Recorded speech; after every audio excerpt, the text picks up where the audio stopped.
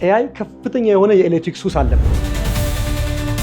ምን ማለት ነው? AI በጣም በቅርቡ አንድ ትልቅ ሀገር የሚጠቀመውን አጠቃላይ የኤሌክትሪክ ፍጆታ ይጠቀማል ተብሎ ይጠበቃል። ይሄ ግምት አይደለም። በ2024 ዓለም ላይ ያሉ AI ዳታ ሴንተሮች ሌሎችም ዳታ ሴንተሮች ተደምረው 47000 በላይ የሆነ ሜጋዋት ኤሌክትሪክ ፍጆታ ወስደው ነበር። ይሄ ምን ማለት ነው ታውቃላችሁ? ከ7 በላይ የታላቁ ህዳሴ ግድብ የሚያመነጨው ኤሌክትሪክ መጠን ማለት ነው።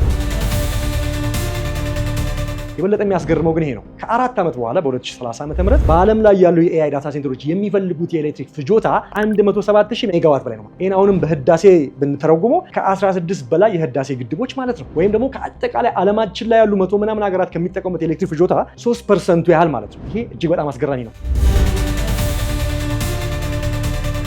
ጃፓን እጅግ በጣም የተራቀቀች ሀገር ነች። ብዙ ማኒፋክቸሪንግ፣ ብዙ ኢንዱስትሪ አላት። ይሄ ቁጥር በ2030 የሚወጣው 107000 በላይ ሜጋዋት የምንለው ቁጥር ጃፓን ኢንዱስትሪያላይዝ የሆነችው ሀገር የምትጠቀመው አጠቃላይ ኤሌክትሪክ ፍጆታ ማለት ነው። ይሄ የሁሉም የዳታ ሴንተሮች ድምር ነው። አንድ ጥሩ ዳታ ሴንተር ለመስራት 100 ሜጋዋት እና ከዛ በላይ ይፈልጋል። አንዳንዶቹ 1000 ሜጋዋትም ይፈልጋሉ። አንድ ዳታ ሴንተር ነው የማወራችሁ፣ በአንድ ጣራ ስር ያለ። ግን በ100 ሜጋዋት ያለ ዳታ ሴንተር ምን ማለት ነው ታውቃላችሁ? 100,000 ቤቶችን የሚያበራ የኤሌክትሪክ ፍጆታ ማለት ነው ለአንድ ዳታ ሴንተር የምናወጣው።